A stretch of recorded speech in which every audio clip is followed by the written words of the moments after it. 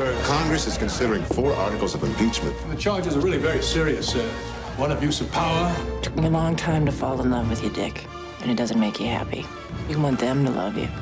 2, obstruction of justice. They never will. Hello, everyone, and welcome to You'll Probably Agree. Today, I have Ian Simmons from kickseat.com. Did I get it right, or kickingtheseat.com? I think it's kickseat, right? It is kickseat.com. You got it right. All right. Yes, I did get it right. Cocksucker! Sorry, my Nixon came out of me. I wasn't calling you that. This is when I get something wrong, I yell that. But yes, today we are talking about Oliver Stone's 1995 film Nixon, which I guess you haven't seen before. So I'm curious what you thought, because when the movie came out, it was the point of a lot of contention because that movie made the president look bad. Oh, what times we lived in when Nixon was considered looking bad. Oh my God. So Ian, before I dive in, what were your thoughts on Nixon? Well, I mean, it's over 3 hours long, and unlike a lot of movies where you can kind of jump to the end if you're watching a screener and say, oh, that's fine, it's 15 minutes of credits on the end of this thing, I only have 3 hours. No, Oliver Stone had me sit through almost the entire 3:15. The first half hour, 40 minutes was pretty rough going, I gotta say. But the balance of it, the other 2.5 hours was fantastic, and I think I just need to watch it again at some point to fully, once I have a sense of the entire ride, I can appreciate the beginning. My issue, and this is just kind of on me as someone who knows a bit about history but is not immersed in it, he plops you right into the middle of Watergate in the first like half hour with all the different characters and these plots and subplots, that if you don't know everything that happened and all the moving parts going in, you're going to be completely lost until probably hour 2 of this thing. So in that respect, I, again, that's on me, but I think it was an interesting choice to have a mass market movie come out where it's like eggheads only. It's like a new class. There's PG-13R and then eggheads only. Yeah, it's interesting when they made this movie because a lot of people didn't want to buy the film because, it was too much talking, not a lot of explosions and action, and eventually he got someone to buy it because he had a 3-picture deal with a certain company. And at first they didn't want to do Nixon unless, he could do it for $35 million instead of the original $45 million, which to their surprise, he agreed to do. And he actually borrowed the White House set from, or leased it, I guess you could say, from Rob Reiner's The American President. Yeah. So that's kind of cut half the budget, which is surprising because I thought the set looked pretty good, for the White House in it. But yeah, this is the movie that got me very interested in 1960s/1970s history. I think they probably taught it earlier when I was in junior high, but when I was in high school and I stumbled upon it on television, and my dad was watching it, and he used to have a video store, so he had that movie in the store. I always remembered the little picture of Anthony Hopkins' face, and when I was a little kid, I assumed every movie that was R-rated was a horror movie. So I'm like, why is this a horror movie about Richard Nixon? In a way, it kind of is. It's about the horror that he had to live through in life. I remember watching it, and this was before I saw JFK. So it was really the mise en scène that fascinated me, how Oliver Stone mixes the different styles between sort of this fake documentary-like footage to black and white to current 35 millimeter film, and does so seamlessly, switching between the two. It's sort of like Oliver Stone while he's in the middle of a coke trip when he's cutting these films. But it's fascinating to watch, and I did know about Watergate. I was lost, but I was just so fascinated by the way the movie was made. I wanted to understand it, and even to this day, I don't fully understand everything that's going on, but I understand enough where I get what's going on. And luckily, I was visiting my parents at the time when I was rewatching it. So I always have my dad as a guide when I turn to him and I'll be like, well, what are they talking about? And he'll explain it to me. And it was interesting when I was rewatching it with him. He actually said to me, I think this is one of my favorite films. And he never said that before. And I was like, wow, really? And the thing was, not Oliver Stone. Roger Ebert loved this movie. He gave it 4 stars. He said it was sort of like a Shakespearean tragedy, like Hamlet or Othello, or a story of a great leader who had so much in his grasp, and unfortunately, he couldn't grasp onto his greatness because his own power consumed him. And I thought this is one of the very few movies that shows a sympathetic portrait of Richard Nixon, because every other film I see him in, he's played as this 2-dimensional sort of crooked, evil villain. And this one, you actually feel sympathy for him, and it doesn't feel forced. It feels genuine. Say what you want about Richard Nixon, but this guy, judging from this movie, really came from nothing. He came from this little Quaker family in Whittier, California, who lived on a lemon ranch. He sold it before they found oil. And this guy had to work to where he had to get to where he had to be, unlike JFK, who, for as wonderful president as he was, he was sort of given everything, and he had a horrible sort of petty comparison to him, where he could not stop thinking about him and think about, why does everyone love you and they hate me, and things like that. It's just a wonderful piece of filmmaking, and it's something that every time I watch it, I just appreciate it more and more, and you get something more and more from it. And I sort of appreciate the risky, but I think overall successful nonlinear structure of the film. Oh yeah, I mean, it's watching it today, I realized that, just aesthetically talking, you could make a perfect, and Oliver Stone kind of already did this in the 90s, make a perfect trilogy of JFK, Natural Born Killers, and Nixon. Yeah. Because they both incorporate that editing style that you're talking about. They're both very lush and expensive looking movies, and they both talk about sort of contemporary American culture through the lens of the past. Well, Natural Born Killers is more of a contemporary story, and it's a fantasy. But I think the point still stands. Yeah, I mean, I don't know why I had avoided this movie. I think possibly because I'd gotten a glimpse of the runtime, and I was like, I don't have time for this. Yeah. Or I just, I'd seen Anthony Hopkins. I'm like, how the hell is he going to play Richard Nixon? Now I'm a firm believer. It's amazing that aside from the hair, they didn't have to do, and maybe I'm getting this totally wrong. I'm fine to be proven wrong, but they didn't put in like fake teeth or give him jowls or give him a big nose. He just, I think, happens to look a lot like Richard Nixon. And he accomplished a lot through, just the demeanor and the performance. If there is, makeup work applied to him, I feel like it's very subtle, and maybe just in terms of aging him up. But they didn't do, what was that Gary Oldman movie where he played Churchill a couple of years ago? Where he looks like a giant glistening ball sack. They didn't do that. And I appreciate that, because it gets out of the way of the making the icon visually, and just you're allowed to see him just as a person. Yeah, I think it was brilliant. It is a brilliant movie that I just need to watch more to fully appreciate. But after it was over, I mean, I thought Anthony Hopkins, Joan Allen, who I've loved for a long time, James Woods, who is persona non grata in Hollywood. That guy fucking has the chops. I mean, even in this little bit part, as he was either Ehrlichman or Haldeman. I get it might as well be Sadler and Waldorf. I get them. They're so interchangeable as figures in history.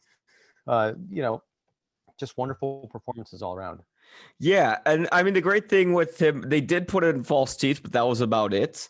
And the great thing is, one thing I like about these kind of portrayals of real life figures is when they don't try to make the actor look unrecognizable from the real figure. Because I think when you're trying to make an actor act through makeup, you're sort of doing a disservice to the audience. I'm one of the few people who's sort of critical of Jamie Foxx's performance in Ray, because I think he's doing an impersonation instead of a heartfelt performance. He's just kind of bobbing his head around going, I'm Ray Charles, yeah, and he's not like letting us see inside of him. And here, this is a portrayal of Richard Nixon where we really get to see inside the man's spirit, inside his heart. We get to see sort of the insecurities, the pain he goes through. I would have liked to have seen a little more of the brilliance, a little more of the good qualities of Nixon, because it sort of doesn't have that. And that was something that I know that Richard Nixon's daughters were highly critical of the film. I know that Disney was somehow partially connected in the green lighting of this picture. And they actually, and Disney, apparently they were personal friends with Richard Nixon.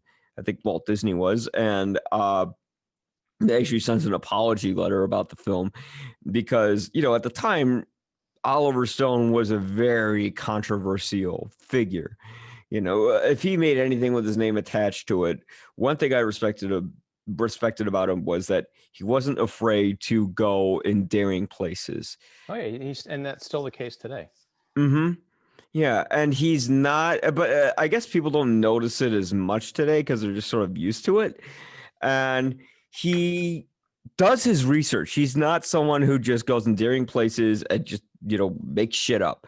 He really backs it up with a ton of research. I don't know if you've seen his documentary, The Untold History of the United States. But I mean, Oliver Stone is an incredibly brilliant individual. I mean, the guy went to Yale.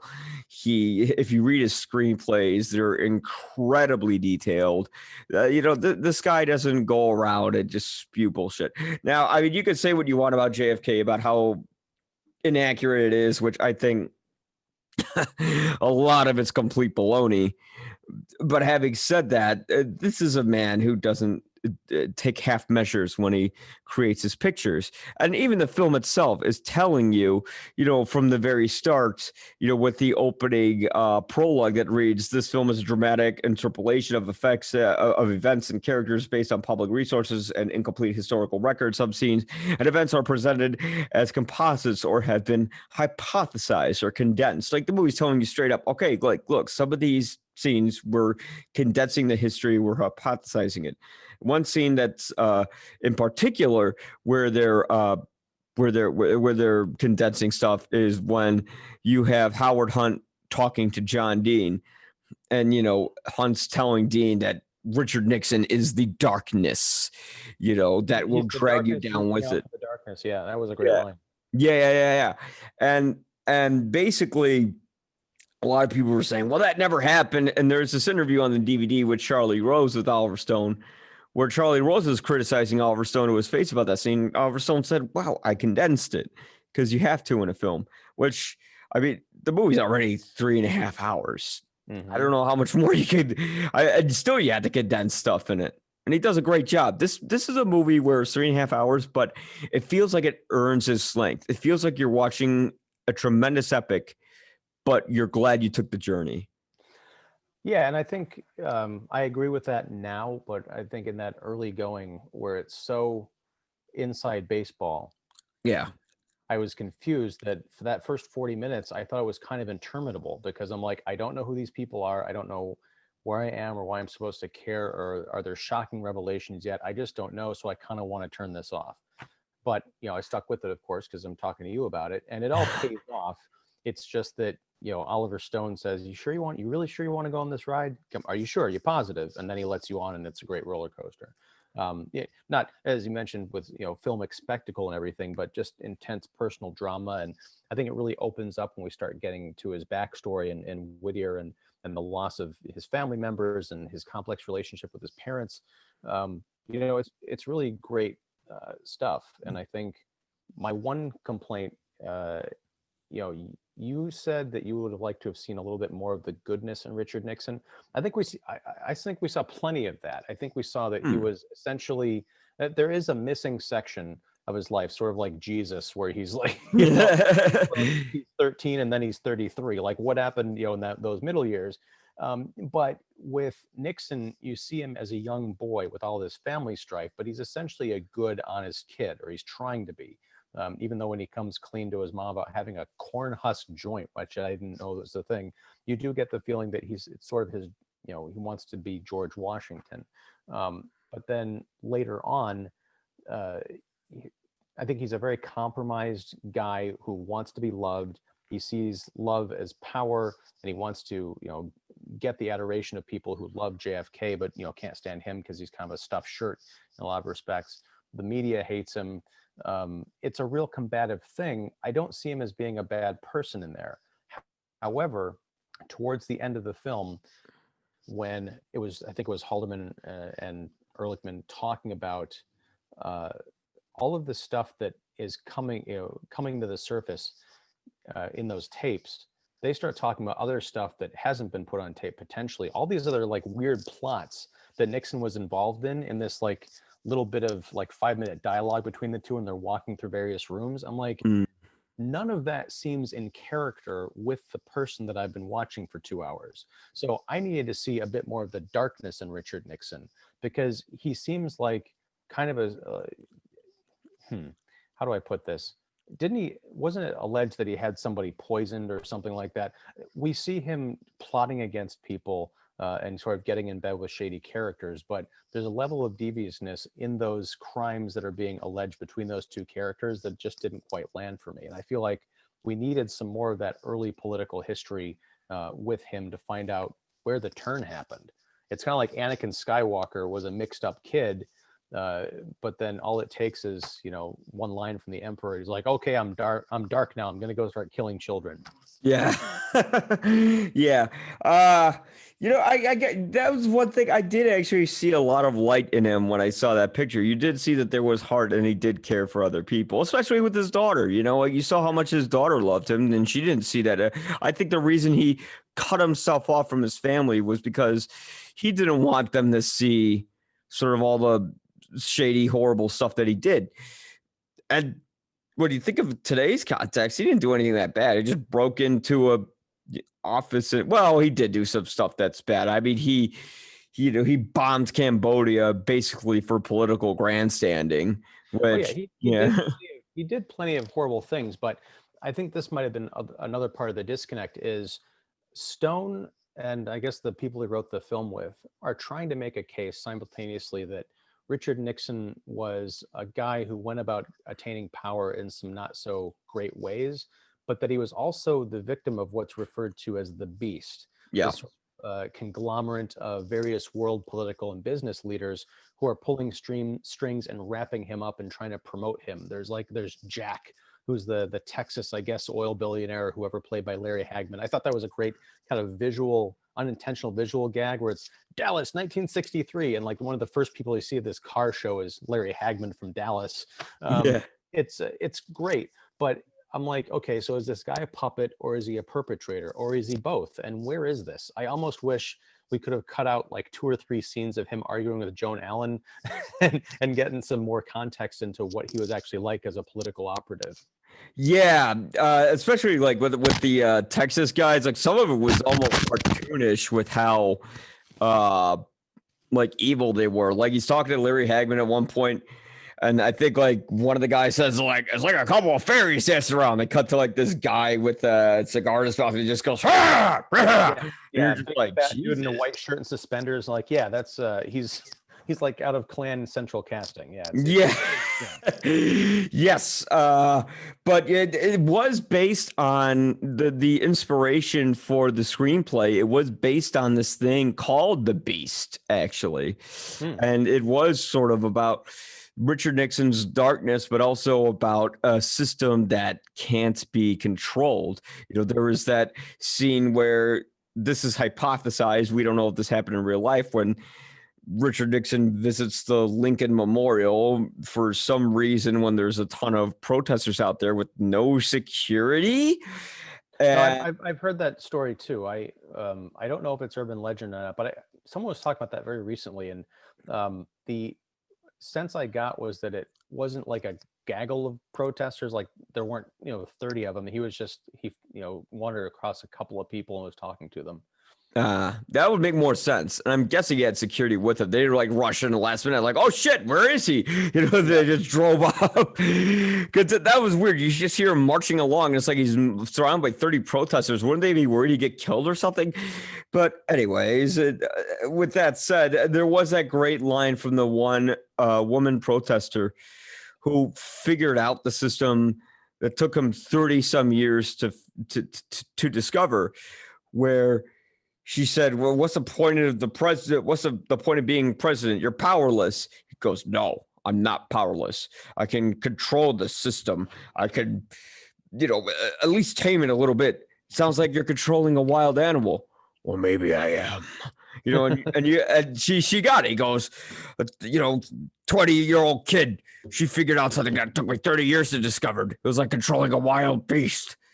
And you get it right away. Like, that's the whole point of the movie is, yes, he had darkness, but anyone who has a side of negativity to them, they will be consumed by this system. Or if you're like Donald Trump, who's already a bastard, it's just going to make you worse with Mitch McConnell pulling the strings for you.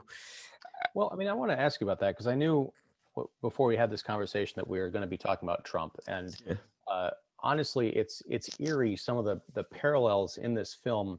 In the series that I do on my podcast that you've participated in, Real Politic.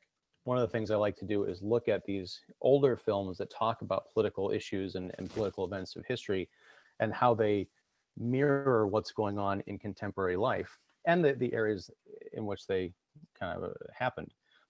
It's this weird sort of repeating pattern. And in Nixon, it's very scary how close we are to being, as a country, in pretty much the same political straits as we were back in the early 70s, complete with a despised president who was at war with the press and all that stuff. But my question about Trump for you is, you mentioned at the outset of this, one of the things people were upset about when this movie came out was the depiction of Richard Nixon, sort of humanizing him, because he had been a cartoon character in popular culture and politics in the intervening decades since he, shamefully resigned from office.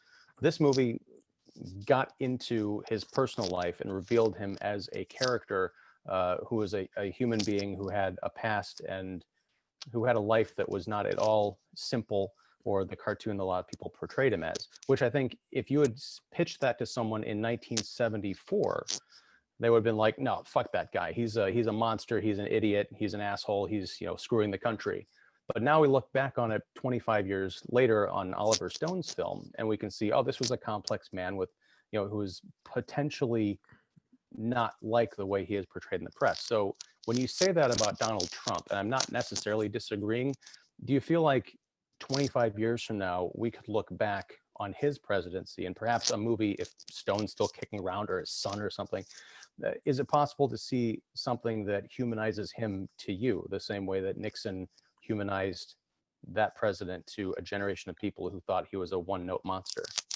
Yes, and here's why. I wrote this article about what would Mr. Rogers say about Donald Trump, which his wife actually pretty much said he was a monster, which, wow. Well, that doesn't mean anything to me. Yeah, but yes, you can humanize him because he didn't. Nobody grows up a monster. Nobody's born that way. To my personal belief, when he grew up, his father taught him to hate everyone. When his father was creating or was building up the Trump Hotel, he said to him, don't let any N-word in this hotel. And there's an account on that on the news where he was talking to someone like that. So I think his father formed him in this way, and he was born in this sort of cradled, closed off world. If I were to hypothesize, Trump reminds me very distinctly of a high school bully I had, where at first I absolutely hated and relinquished this kid. Then my sister became friends with his sister.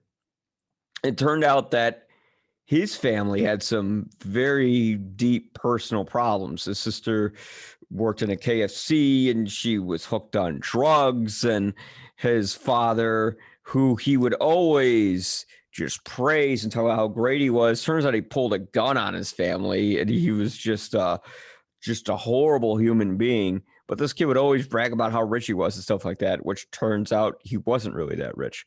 So I think you're formed by the way you are raised. And I think the way Donald Trump was raised was in a way that transformed him into the monster that he is. Once, Well, but even that, I mean, you're calling him a monster. I mean, you ultimately don't know him, and you don't know the forces that shaped him as he was growing up, because you've maybe read news accounts or heard news stories and things like that. I mean, we're probably not going to know the truth of the complexity of the man until he's at least out of office and probably dead. yeah. Currently, I just can't disconnect from it, to be honest, just like how they couldn't in the 1970s, because Richard Nixon, for all the things he did, he killed civilians in other countries. He didn't kill his own people because he essentially wanted to win a re-election, but he did bomb another country, I guess, in order to win a re-election, which pushed it as well. Going back to framing, let's talk about a scene in the movie. Early on, he's I think it was Madeline Kahn was talking about how her character at a party with Nixon was regaling her friends, her high society friends, about how there was a newspaper article or magazine photo that had run with a crowd of people all looking one direction and Richard Nixon looking, in the complete opposite direction. He was the only one. And it made it look like everyone had turned away from a fart that he had let go. It was a flattering image. And Nixon comes up and he said, "Oh yeah, I remember that moment. I was looking across the street at a stoplight, and I was waiting for it to change, and everyone else was going about their business. But the press didn't bother to print that, now did they?" So that's my kind of question. Again, the parallel we're looking at is a president who is combative with the press, a press that is allied against him for reasons right, wrong, indifferent, maybe it just sells more papers or whatever. And then you look at Donald Trump. I just think it's tough to say, when you say, he killed Americans. Americans have died on his watch due to this pandemic, and I think that's what we're both talking about. But to lay the blame for all of that at his feet is kind of, I think it's irresponsible, frankly. Well, I would say that it's not entirely irresponsible because he was warned about this back in. Well, no, but and he even said it on tape to Woodward that he didn't want people to panic. But if he was to be responsible, saying that he didn't want people to panic is different than trying to cover something up. I mean, we can trace back the actions that he was which he essentially did cover up, and he continues to cover up. Well, no, I mean, he's been upfront about it. He said before the Woodward revelation came out, there was a news conference months ago where that came out, and it was a story for about 2 days, and people were like, "Oh my God, he didn't want us to panic. What does that even mean?" And then a few months later, the Woodward book came out, and there was that revelation, so-called, again, and it was a news story for about 2 days, and then people went back to forgetting about it. So my question is, well, I mean, we could get into an entire discussion about what he could have done with the pandemic, but I mean, he's not a dictator, as much as people want to paint him as one, as we've seen with the reactions to the things he's proposed, not in terms of lockdown, but also, riots and civil unrest, when he goes to people in different states and says, "I can send in reinforcements, I can send in troops, follow these guidelines." You've had people from Minneapolis to Seattle to Chicago saying, "Fuck you, this is our jurisdiction, you have no power over this, we're going to do what we want." So when you say that everybody who died because of this pandemic can be laid at the feet of the president, in a country that is made up of 50 individual states with their own jurisdictions, I don't know how you can make that claim. Well, look at what happened with Obama. We had swine flu come out, right? We had a CDC office that basically kept it from unleashing here. Trump shut it down just because it was under Obama's name. Trump did not. That's another mischaracterization. He didn't shut it down. He condensed the offices within the organization. It was a restructuring thing. I think 2 people got transferred to different departments, but he didn't shut it down. I mean, I read that story too, and I was like, wow, that's really shitty. So I dug into it. I'm like, it's being reported inaccurately, which I think gets back to a lot of this media problem that we have, going back to the Fine People Charlottesville hoax, where it's reported and people see clips on TV. So they think that the president said the people on both sides of this issue are fine people, meaning he's endorsing neo-Nazis and white supremacists. But if you watch the entire clip, which it's only 5 minutes long, within, I think, a minute of him saying that fine people thing, he says, I want to be clear, I'm not talking about white supremacists and racists. They should be condemned completely. But you never see that clip. You see the first part of it, and that's it. Or you read the first part of it, and then it's 3 paragraphs about how he's an awful person. I think he was backtracking on something he actually meant to say. And well, but again, that's your projection. And I watched the entire press conference, and also also with the debates, I watched the entire debate, the stand back and stand by thing. He said that, and yeah, he kept on saying stuff, but he's constantly doing and saying these horrible things, which seems to equate to how he really feels. Now, I don't think he was born this way, but I think that's the way he really views human life. It's all through the projection and the lens of him. I mean, George Bush, I don't think was a monster, but I think Dick Cheney was. So, you could say that. I think we're closer to agreeing on that, yes. Yeah. Yeah. So I think history will view Donald Trump just like how it viewed Dick Cheney. I don't think that I just can't see something sympathetic there, because Richard Nixon did do some good things. He made peace with China, right? That's and one great. Trump's been working on initiatives, drawing down wars and working to bring countries together as well. I mean, well, by being in bed with Russia without. Well, that's what I don't know what you base that on. Honestly. Look at what has happened with social media. He got impeached over this. Impeached but not convicted. There was nothing there. Well, yeah, because the Senate stormed by the Republican Party. But okay, you see, the thing is, we can go around and around and around about all this stuff, but I mean, a lot of this is just conjecture and projecting an image, that's attached to the president. I'm not saying you, but a lot of people have attached to Donald Trump, and everything can be seen through that lens, and you can make any story that you want to make him look like a guilty, horrible person. I'm not saying he's not.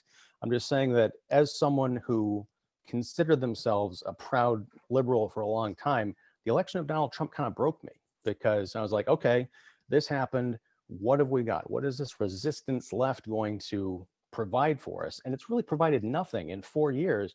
I think that's why we're in such a precarious position now as we come up to an election in 2 weeks. Well, everything has been torn apart, and I'm terrified he's going to steal this thing.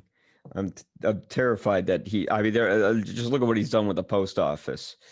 Look at how much other states are trying to stop him. Look at how much other states aren't trying to stop him. I am absolutely mortified as to what's going to happen. Well, something's going to happen, and we'll be here to talk about it, I'm sure, and deal with it and come up with a plan. Either Biden's going to win or Trump's going to win, or Nancy Pelosi will assume office at the end of January if no one can decide. There's all sorts of fun things on the horizon. 2021 could make 2020 look like a cakewalk. Oh gosh, yeah, which again comes to going back to Nixon. Who was it? They were having a meeting and they were talking about Nixon resigning. Maybe it was Nixon and the guy played by Powers Booth was like, Alexander Haig. Okay, that was him. He kept calling him Al. That was why the disconnect. Al. I was like, yeah, Al. What comes next? Like, what's after this? It's like the biggest story of all time. Yeah. What's going to happen in the aftermath? Well, I'll see. I mean, after him, it seemed things got better, but he was pardoned, but I don't know if he should have been. Well, yeah, I mean, he just did a break-in at Democratic headquarters. It's funny, when you are the president, you are above the law. And for anyone else who did the things I think of all the people who've committed the same sort of crimes he has, who have been in jail for years. I think in the end, one of my friends said it a long time ago, everyone's going to go to jail but Donald Trump. I wouldn't be surprised if behind the scenes there's a secret deal where the FBI, the CIA said to Trump, look, as long as you peacefully leave office, we won't do anything. Just go. The next president will pardon you.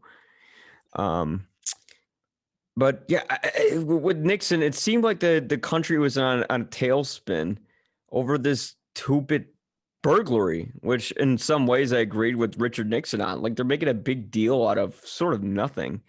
But at the same time, I understand it at the time because you still committed burglary while other people go to jail for it. You're president, so you don't have to.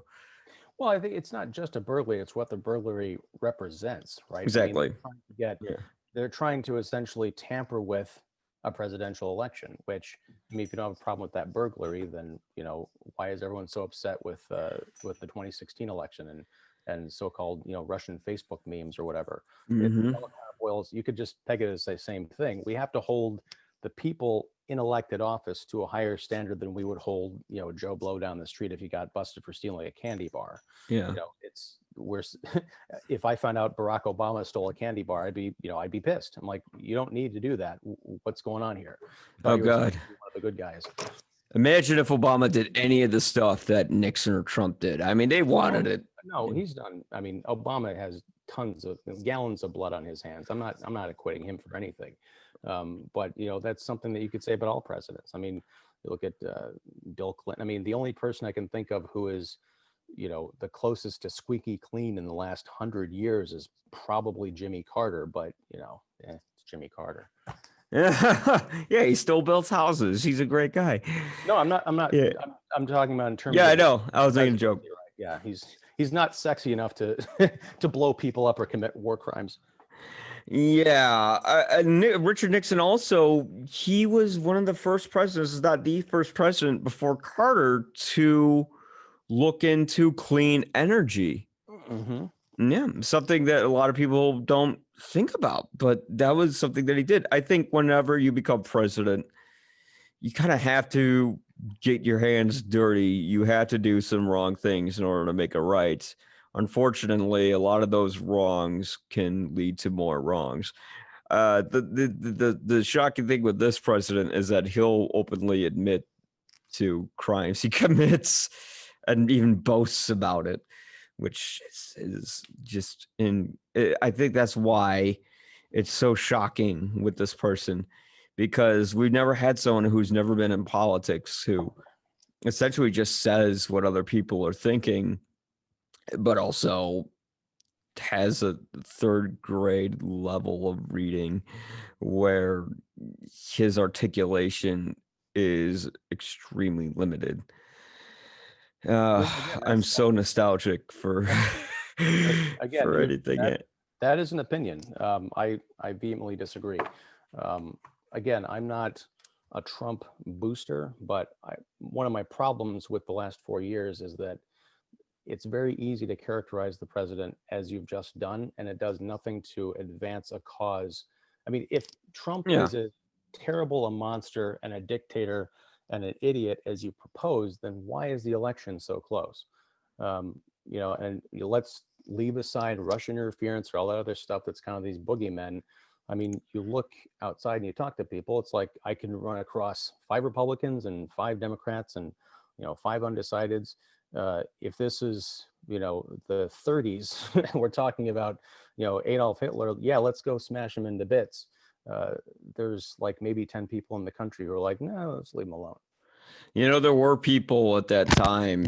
There were people in my father's family who didn't mind Hitler, who were anti-Semitic. Right, and but what I'm talking about, and they may be the 10 people that I'm referring to. No, that's what I mean. I'm agreeing with you. Consensus, right? I'm agreeing with you. I'm saying throughout history, there's always people who will always be on another side, no matter how monstrous it may seem, right?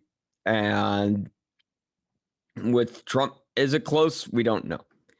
We don't know until the end results, and even then, we won't know. I think if I were just to hypothesize with 2016, I think there was a lot of complacency, partially on my end. I voted for Hillary, and that was about it. every other presidential election, aside from ones where I figured it would be a landslide, and it was, like when it came to Mitt Romney and Obama, I campaigned. When I campaigned for Joe Biden in this election, I worked with a group called People's Action, and we do this thing called deep canvassing, where we don't judge voters. We don't talk about issues as much as we ask them how they're doing, and we reach to them on a human level. As much as I like to call them dumb racist hicks, I don't. And when you reach them on that level, you're actually able to sort of turn them over.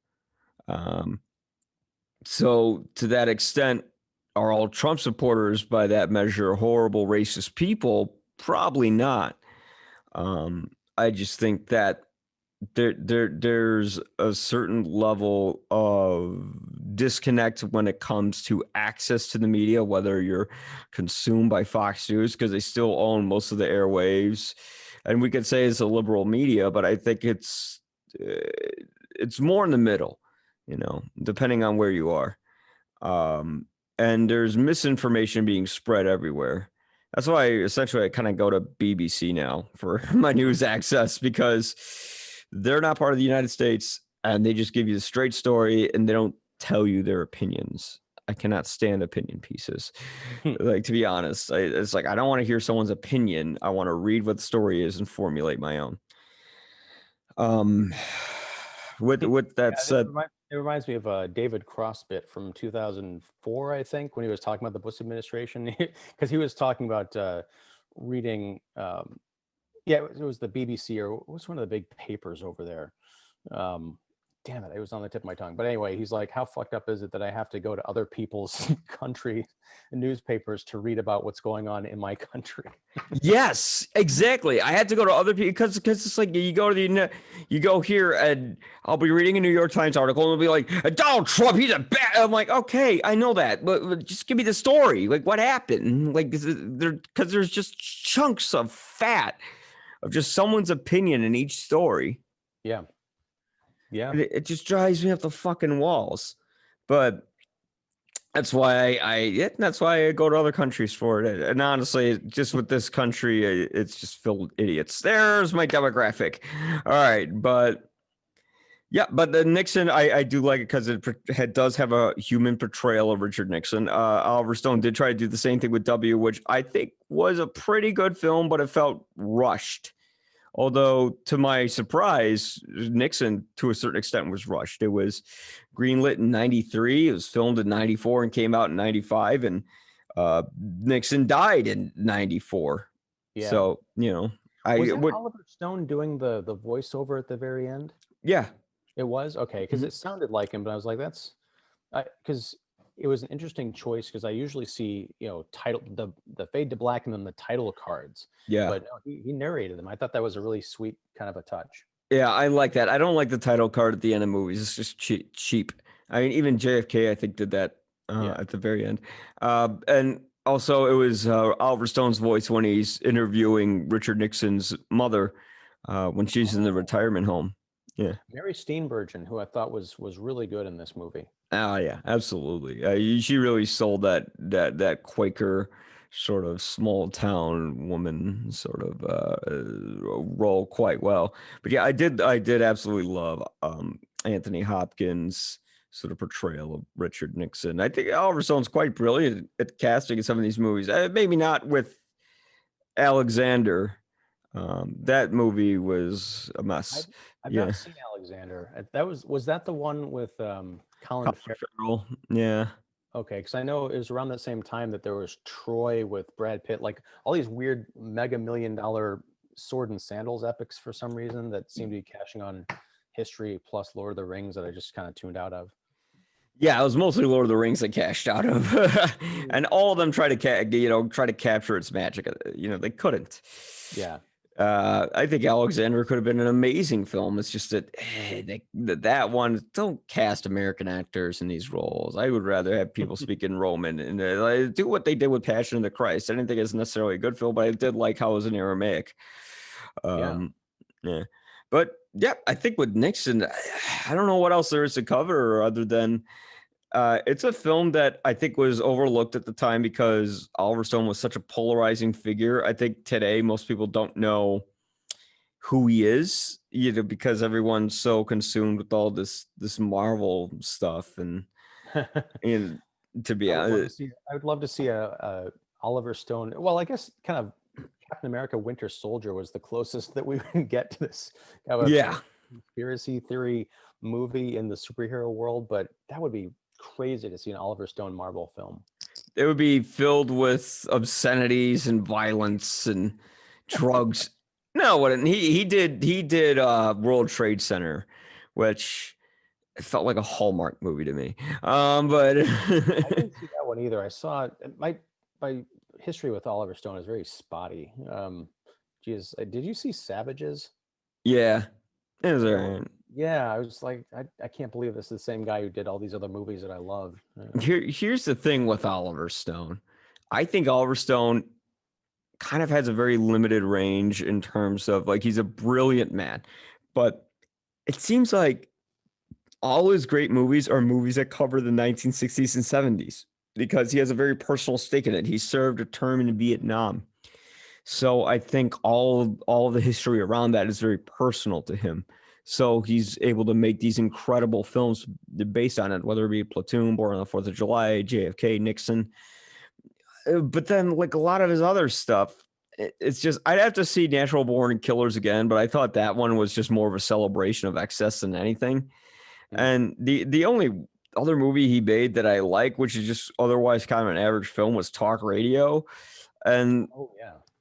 the rest of it is just kind of forgettable.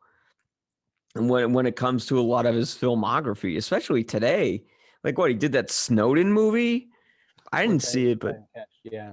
yeah, I saw the documentary and I'm like, well, I don't need to see the movie. Which the reverse happened with Born on the 4th of July. I have a friend who's friends with this documentary filmmaker where she made this doc on Ron Kovic, and right at the time she was going to release it, Born on 4th of July came out. Oh. Yeah. Yeah. So did it come out? I don't think so. Oh man, that sucks. Yeah. But yeah, I remember. I don't remember the name of that Snowden doc, but it was the one with Glenn Greenwald, like talking to him and stuff, right? What is it? That was like 2 hours long. No, yeah, like hour and a half or something like that. there was another one that was it was a longer movie. I'll have to look it up, but no, it was like I watched that and then I saw that Snowden was a thing. I was like, I think I've already seen the better version of this. Yeah, Citizen 4 is what it's called. Okay. Yeah. Yeah, but that it literally followed him inside the hotel room. And then now that's a dirty that Obama did. He did expand the Patriot Act, where basically you could monitor every citizen and their every movement. People go, well, I don't want contact tracing when it comes to this pandemic. It's like, well, they're already doing contact tracing. How do you think Google knows where the fuck you are when you use Google Maps? Mm-hmm. Yeah, I mean that's a whole other show. But Yeah. but yeah, that was one of my biggest heartbreaks was Obama, because I voted for him once and I was like, no, it's I'm kind of done. But yeah. I miss decency, even if it was false decency. I see that's the thing is I false decency to me is not decency. It is the exact opposite of decency, and it's kind of even worse.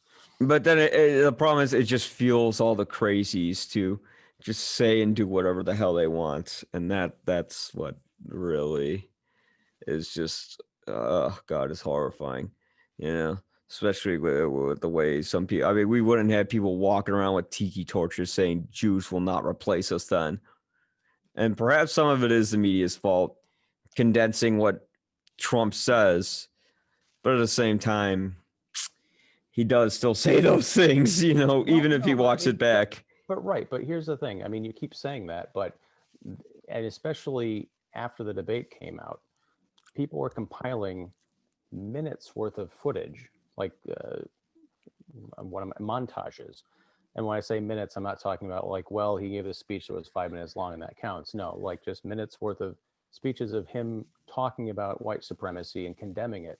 So you can say that, yeah, but he doesn't really mean it, or he's backpedaling, or he's dog whistling. That's fine, but that's also an interpretation. You can't come out and say, well, he's never condemned white supremacy. Now, if you choose to believe that he's sincere or not, that's kind of on you. But if I'm just looking at it and saying, well, he won't shut up about how he condemns white nationalism, I kind of got to take him at face value. I mean, like you're saying, you can't control the crazies. And Donald Trump certainly doesn't do anything to help the national discourse with the way he conveys whatever message he thinks he's conveying. But, at the end of the day, it's like you've got, the truth, whatever that is, but it's all based on perception. So you're going to see it one way. Someone else is going to see it another way. But if you're saying, yeah, I think he's a secret white supremacist, I'm like, I don't see the evidence of it. I don't think he is a white supremacist. I just think he says stupid things that fuel them, And then when he tries to walk back what he says, he's already said the thing. But so does Alexandria Ocasio-Cortez. I mean, that's the thing. I'll say this: her 1 minute endorsement for Joe Biden was the worst fucking endorsement I've ever seen. Because she said, "I endorse Bernie Sanders," and then she goes on Twitter of all things and said, "No, they made it sound like I endorse Bernie Sanders," like, because that's literally what came out of your fucking mouth. And there was some kind of, that was like a matter of decorum or something, because I think she had pledged to represent him or something. So she had to come out and say that as a matter of procedure, even though she was really endorsing Biden, because of the rule, she had to say she was for Sanders. And it would have been great if she had actually started off by saying, officially because of rule, 692, I have to say I'm endorsing Bernie Sanders, or I'm pledging for Bernie Sanders, but I'm endorsing Joe Biden. Yeah. But I don't know if she just didn't think it would be a thing or what, but it did look like a massive gaffe. And you're right, she didn't help her case. Yes. Again, it's too much information that we have now. Mm-hmm. It was better when we just had a piece of newspaper, we read it, and that was it. Now you go on the internet and everyone can pull up whatever crap they want, whether someone cuts up a video or does whatever. You'd hate the fucking movie I cut up called The Snake. Don't watch it. But, that's basically me cutting up stuff Trump said. But again, just read the story, go on BBC, screw what the dumb Americans say, and then go about your day. I read the headline from BBC, and then I go out and call voters, and then from there it's beyond my control. Well, I mean, it's cool that you're doing, as they say nowadays, the kids say, you're doing the work. You're actually out there canvassing and listening to people. Now, without giving anything away, when you talk to people, and perhaps, I guess are you cold calling, numbers of likely or registered voters? Because you say that you're tempted to call them, dumb redneck hicks or whatever, but are these people that have been contacted before? They're just cold calls. They're cold calls. Okay. We get numbers from certain states. So we'll call North Carolina, we'll call Wisconsin, we'll call Pennsylvania, we'll call Arizona, all the battleground states.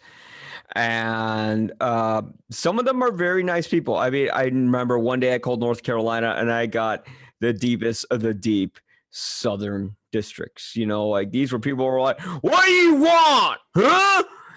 Some people saying, I want to vote. I don't like the things that that Donald Trump is saying, but if I vote for Joe Biden, I'm going to get socialism, and I don't want that. It's just, oh God. But then on another day, I'll call North Carolina, and there'll be plenty of perfectly intelligent, college-educated voters who I'll talk to, who, one day I had all Trump supporters, another day I had all Biden supporters. But yes, if I could freeze time and never have the election day come, I would. Well, I guess what I was getting at with that is when you're having conversations, and I don't know how long these conversations last. I mean, you're supposed to be getting, was it deep canvassing? You're actually engaging and talking with them. Are these 5-minute conversations? Are you on the phone for an hour? How well do you get to know these people, assuming you get past the hanging up stage? Yes. Well, beyond the hanging up stage, it depends. I mean, at most, maybe 5 minutes or something like that, but Yeah, it'll be a few minutes. And I mean, I had a wonderful conversation with one woman who told me a very personal story. And at the end of the conversation, she said, I thought this was another political call. I'm glad you called me. You really reached out to me. I haven't made a decision yet, but this call meant a lot to me. And thank you.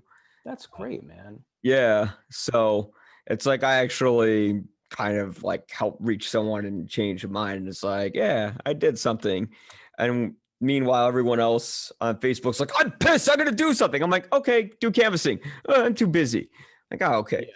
Fuck I off. don't I don't want to risk talking to a Trump supporter. Are you crazy? Yeah.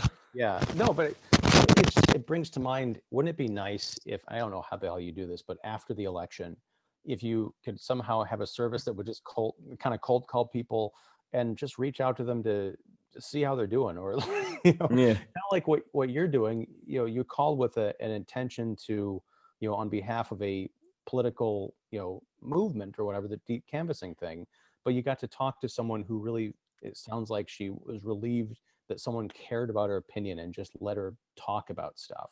I mean, that seems like something that could bring people together even more than an election, which particularly this one is going to be very divisive.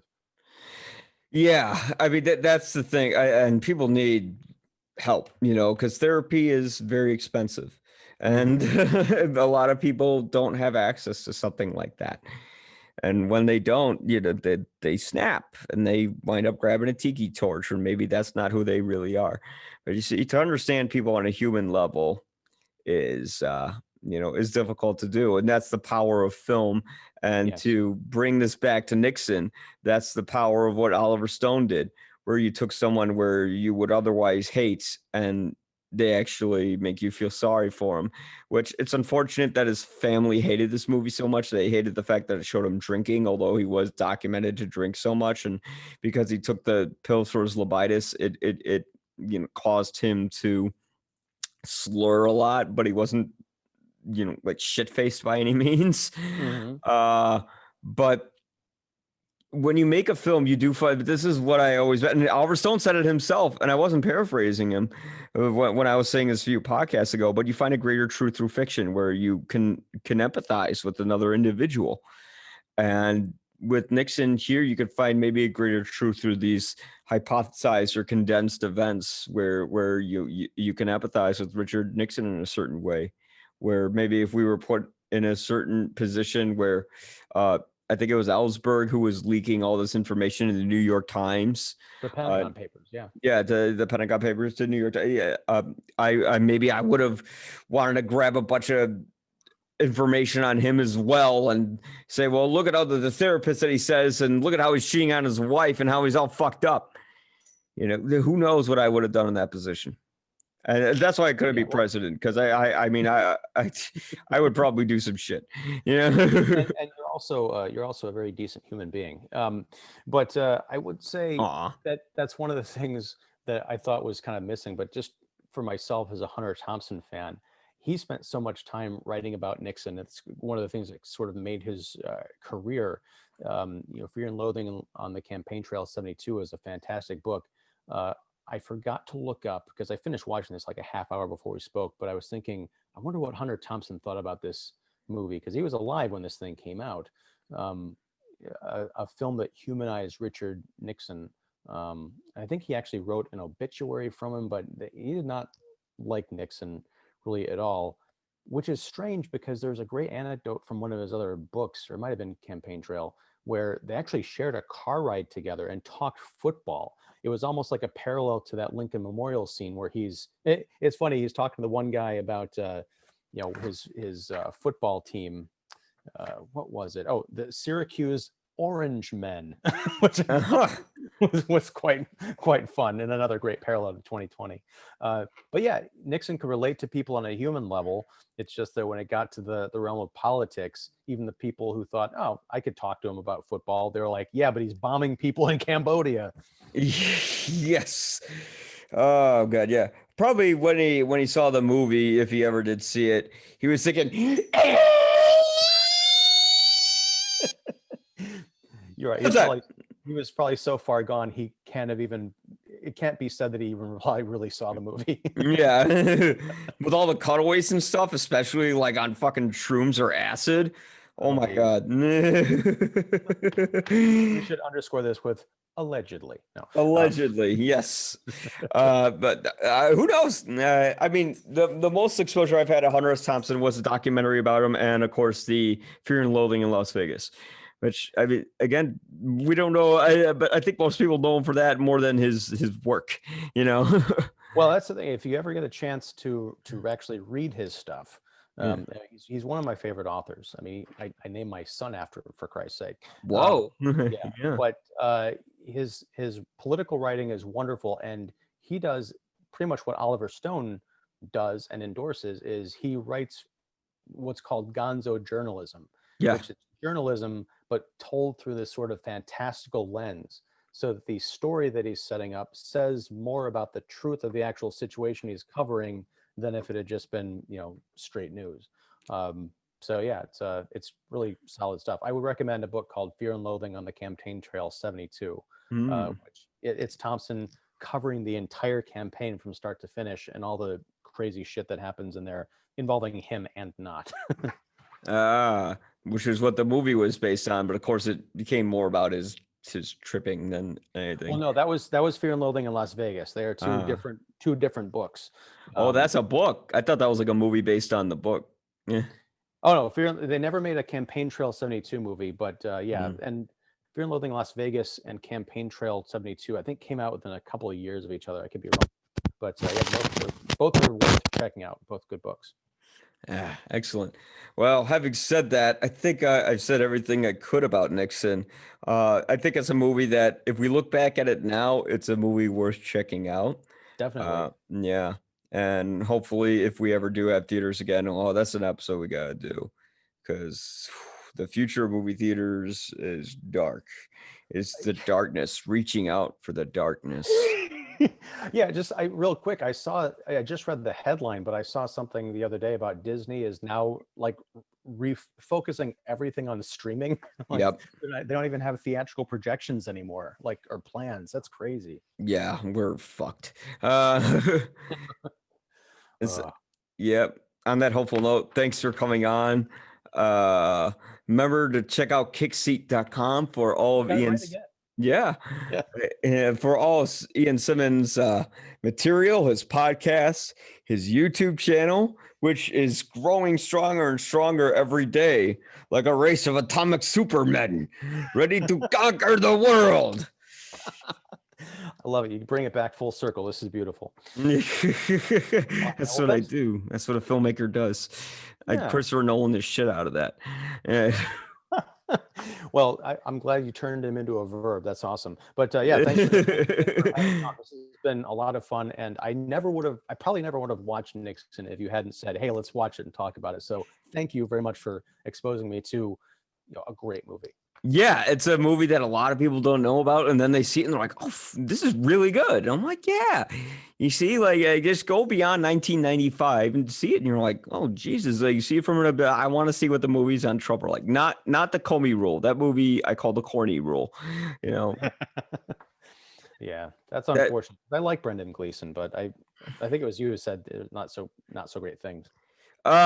He's good in the role, but it felt like it was Marlon Brando playing Batman when he was playing Donald Trump. He's just like, the media hates me. He's like doing the sniffing, and it's like, what the fuck? It's weird. And the way they shoot him, like in silhouette, and these Dutch angles, like, we get it with the way he is now. That's a movie that has very heavy political leanings that I don't get. They're not going to reach anyone beyond the choir that they're preaching to, which even the choir's like, this is ridiculous. And I still don't feel bad for James Comey. So point taken. Yeah. All right, sir. Well, all right. Yeah, thanks again, man. Yep. Thanks. You have a good one. All right. And guys, remember to check out You'll Probably Agree, YPAreviews.com. The YPA stands for You'll Probably Agree. All right. Thanks a lot. Bye. When they look at you, they see what they want to be. They look at me, see what they are.